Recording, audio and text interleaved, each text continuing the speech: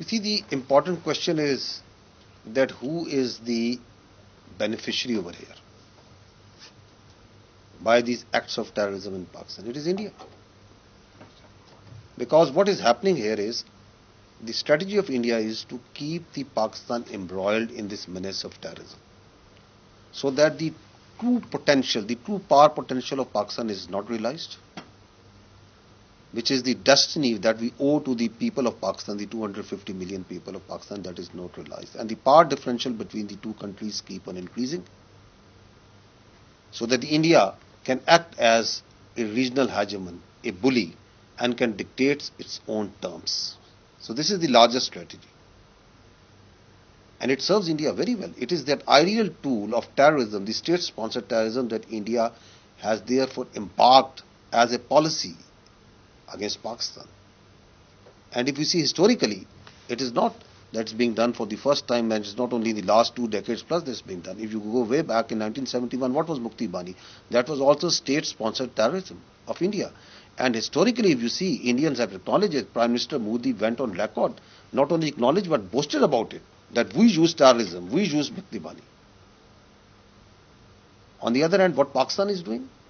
Pakistan is not only fully committed to fight this menace of terrorism, we are also fully committed to uproot this extremism and address this extremism in the society, because India, over a period of time, has taken lot of advantage out of this drum beating of this extremism, this Islamic extremism in Pakistani societies. But what you have asked, to understand that, we have to first acknowledge, and we have to first see that there is not one face of Indian terrorism.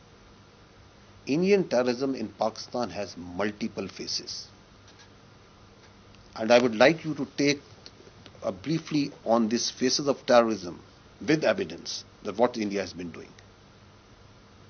So the first phase is this transnational killings, which in even the Canada, their Prime Minister, and in the America and the whole world is now saying that the Indians are involved.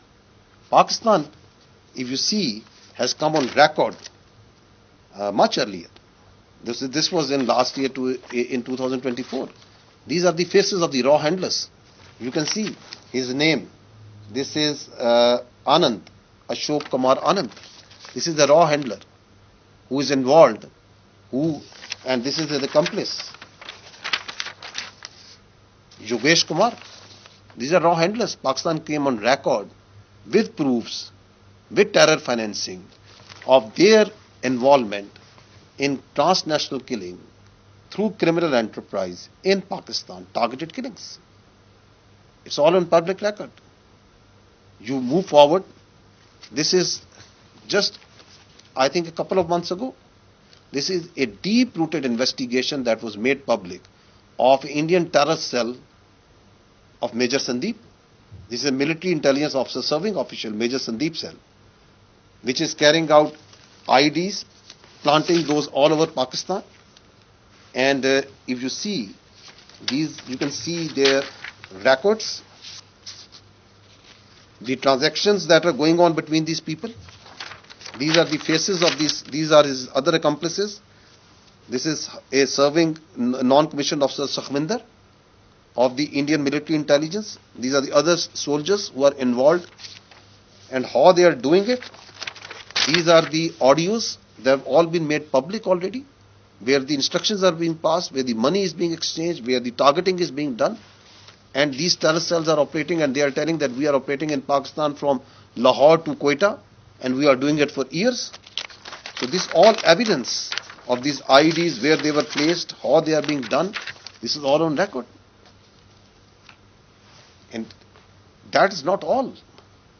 If you see the Indian Prime Minister, Mr. Ajit Dawal, what have they been saying? Have they not gone public and saying that we need to destabilize Pakistan, we need to destabilize Balochstan?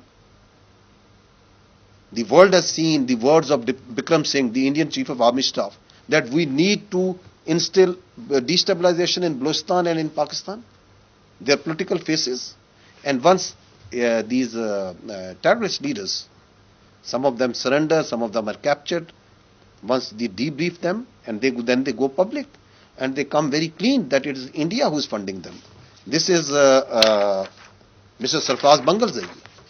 This is a press conference, public press conference. He surrendered with his 70 terrorists and told very clearly that it was Indians who are funding it, Indians who are planning it. It is raw. And not only that they are using men, they are also exploiting the Baloch women for this nefarious purposes. This is Mr. Gulzar Imam Shambe. He was head of the Baloch Nationalist Army. He was a top leader. He surrendered. And he told the horrific details that how the Indians, the raw, they are doing all this terrorism. That how he went to India in 2017, met the raw officials, how funding was done, how all this is being orchestrated. This is Najibullah. This year came public along with his accomplices. Same old story. So these are living humans who are telling that, and these are acknowledged leaders of the Fitna al Hindustan, of these people who are doing terrorism in Bluestan. And who can forget the serving commander Kulbhushan Yadav? His case, everything is clear. His statement is absolutely clear. His cross-examination, everything is clear. That how Raw is orchestrating terrorism inside Pakistan. These all is public. This evidence is also public. What I'm showing you here is the ringleaders. This is Mr. Bashir. This is Bashir Zeb. This is the of Fitna al Hindustan. This is Aslam Achu. These are the Indian provided passports, the travel documents. These are the places and hospitals in India where they have been treated. This is the Kharji commander Malik Faridoon in Indian hospital getting treatment. This is a Fitna al Hindustan commander in Indian hospital getting treatment. This is all on public. People know it. This is what I'm telling you is the evidence that is already been put. The transactions, the intelligence intercepts, multiple other evidence is there that has also been shared with the countries and in the dossiers that have been given. And then, very interestingly, this is after Marka-e-Haq, 11th May, this is a press release of the Fitna al Hindustan main organization, that is BLA. This was issued on 11th May. This, not 2 months ago. It says, we assure India that if it makes the final decision to eliminate the state of Pakistan, BLA, along with this entire nation, is ready to attack from western border. We will become India's practical military arm. This is on record. This is an internationally acknowledged terrorist organization. And where do you find these people? India has not denied it. India has not cursed them. India has not said that they have no link with them. BLA spokesperson Bahut Baloch sits in Indian TV channels. India glorifies their attacks, whether that is in Khuzdar school, whether this is on the Jafar Express train. So the evidence is there for everyone to see. And this Kharji, Noor Wali, he is the leader of the Fitna al-Kharij. What is he saying? This is just not even a month ago, I think. What is he saying? He is saying that as per his perverted ideology of Islam, the Kharjis, they need to seek out and seek assistance from this state of India, from the disbelievers, because they work for them. They are their stooges. They get funding from them. And didn't we see that happening? Once it was 24th of April, this is the largest tashkeel. Pahalgam happened on 22nd. The Indians, we were intercepting, we were listening to them, the raw operators telling them that go and increase the terrorist operations inside Pakistan. They pushed this tashkeel. More than 100 tried to come. 71 of these was sent to help, whose bodies were on our side, on Pakistani side, displayed for all to see. Just, I think 4 days ago, on night of 1st and 2nd July, again, we intercepted raw handlers telling these Kharjis to go inside, and we took out 30 plus of these Kharjis. Again, because they are pushing, we are listening to them, that after Marka-e-Haq in their frustration, they are asking them to increase the tempos, both Fitna al-Kharij and Fitna al-Hindustan. Didn't the world see that what they did with the children, the innocent children, in this barbaric suicide bombing attack that happened on the school children on Khuzdar? From where that was being directed? That is the Indians, how they were directing it. The attack that happened that you have just told about. So that's for all to see. It's absolutely clear that what's happening. So we have no doubt. And if you see, I'll zoom back a little, you see the media and the social media support. They carry out an attack, the Indians celebrate it, they glorify it, they put their experts over there. I think India is the only state in this world which is thumping its chest whenever a terrorist attack goes out in Pakistan. They are happy, they are enjoying once there is a suicide attack, once children are murdered. So the evidence, whether it is in the informational domain, it is in the administrative domain, it is in any domain, it is in the funding domain, terror financing, it's everywhere. It's floating clearly everywhere. And if you just think about it, since January 2024, there have been 5,436 terrorist incidents that have happened in Pakistan. 5,436. Look at this number. We have sent to hell 1,987 terrorists. Look at this number. Many other captured, many other facilitators taken out. And despite that, look at the amount of terrorism that's happening. Do you think it's happening by your own? This cannot be, this terror enterprise cannot be sustained without the sponsorship of India. The funding, the intelligence, the technical support, the planning. And who is the chief architect of this terror enterprise? It is Mr. Ajit Doval. He is that evil chief architect of that terror enterprise, of every terror incident that happens inside, not only in Pakistan, but the region and the transnational killings that are happening.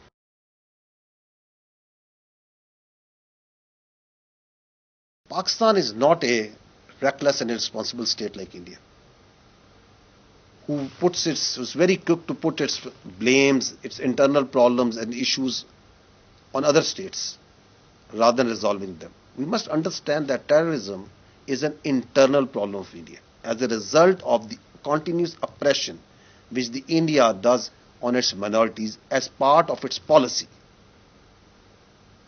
against Muslims, especially Kashmiris, Sikhs, Christians, other minorities, and even its own backward caste. So rather than addressing these grave injustices, inequalities, and doing soul searching, it is very quick to put all the blame on Pakistan. This externalization of the internal problem of terrorism, this goes as a policy in India. And what's it's turning it to? Because of this senseless blame game that the Indians are resorting to, it is bringing the thresholds between India and Pakistan to dangerously low level. To such levels that where one incident of terrorism or an act of violence can be turned into an act of war. This foolhardy, this hubristic political mindset of India is putting the destiny of 1.6 billion people of this region at risk. Not only that, it is putting the lives of this 1.6 billion people hostage in the hands of non-state actors, third parties who might be interested because of their own very reasons of a military conflict between India and Pakistan. So what is the light here? Where to go? The light only here is the responsible and mature manner in which Pakistan is acting. As the world show very clearly, during this Operation Sindoor, this escalatory, senseless escalation that India did baseless escalation, that how astutely, how responsibly Pakistan acted and emerged as a prudent, strategically responsible player. And as far as the response is concerned, let me make it absolutely clear. The response would be there, but instead of bragging about it like India, our response will show and speak for itself, as always, loud and clear.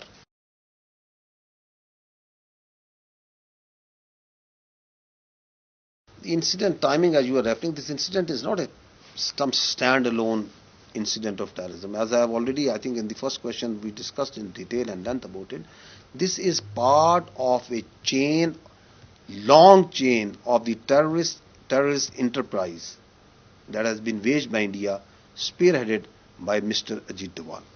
So it is part of that.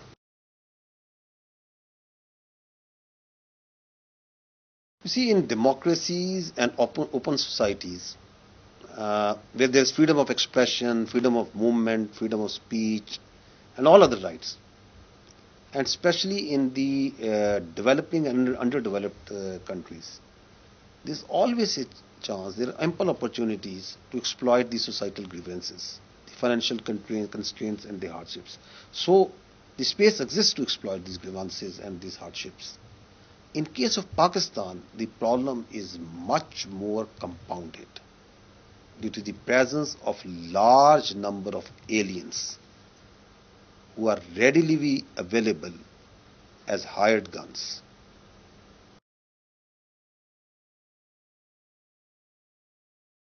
You see, the Khawarij are those who exploit their own perverted interpretation of Islam. Terrorism, which these Khawarij do, it has no space with any teaching of Islam, which is in fact a religion of peace. So those who adopt terrorism, they go beyond the teachings of Islam. They are Kharjis. They go beyond the borders of Islam. And if you see history, from the time of caliphs, the Kharjis, these groups, have been there who have been killing the Muslims and believers, following their perverted ideology, their own interpretation of Islam. And this present fitna al-Khawarij is a continuation of that perverted ideology. And if you see the ahadith of the Holy Prophet sallallahu alaihi wasallam and the Islamic jurisprudence, the multiple attributes of these Khawarij have been well described, which match very well with this fitna al-Khawarij that the Pakistani nation is fighting with determination on daily basis. I would like you to draw attention towards a document. This is this document, Paigam-e-Pakistan. This is a very important document. This document was written, and it's an agreed upon document by more than 1800 Islamic scholars of Islamic jurisprudence from all sects and all schools of thought. I will just read some points from this document. It says, in eyes of Islamic scholars, no military activity can be sanctioned without explicit orders of ruler or his nominated commander. No Muslim soldier can attack individually or collectively even a disbeliever without permission and instructions of the ruler. No war, no jihad can be waged without orders of the ruler and the government. And in Islam, authority for waging jihad and qattal is only held with the government of that time. So this is the jurisprudence. This is the collective Islamic thought. These are the instructions. The Paigam-e Pakistan also clearly says that no group or group of people has any authority to issue any fatwa or decree of kufr against innocent people and declare them wajibul qatl. Similarly, it says no one has the right to instigate qatal of innocent Muslims, innocent people, and impose his own will. And whoever does it will be doing fasad. And we know very clearly that what are the Quranic instructions and injunctions on those who do fasadul ard. They are absolutely clear. So that is why the people of Pakistan wholly and fully reject this fitna al-Khawarij. And we fight against them day and night. And we say clearly that this fitna, these Kharijis have got nothing to do with the great religion of Islam, with humanity, with Pakistan and the traditions of the people of Pakistan. And the Pakistan Armed Forces, the law enforcement agencies of Pakistan, who duly sanctioned by the federal as well as provincial governments, wage this jihad, this fight against this fitna, which is a pure evil, pure evil.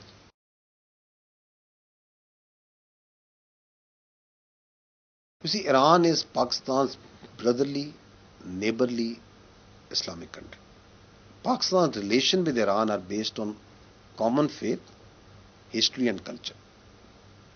And in this recent conflict, Pakistan's support to Iran has been totally principled, based on UN Charter, international law and laws of armed conflict.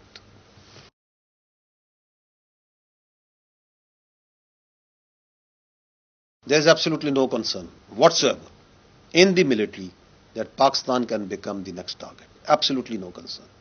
It's because there is a sea of difference between these two countries and Pakistan. We are an established and declared nuclear power. And the world has no experience of going to or even attempting to go into a misadventure against an established nuclear power. And if such a misadventure is taken or attempted to, then it will lead to horrific consequences which the world may not be able to endure. Hence, I have said it before, I will say it again very clearly, that seeking military space for conflict with an established nuclear power for elusive objectives is absurd, sheer stupidity and inconceivable. Thank you.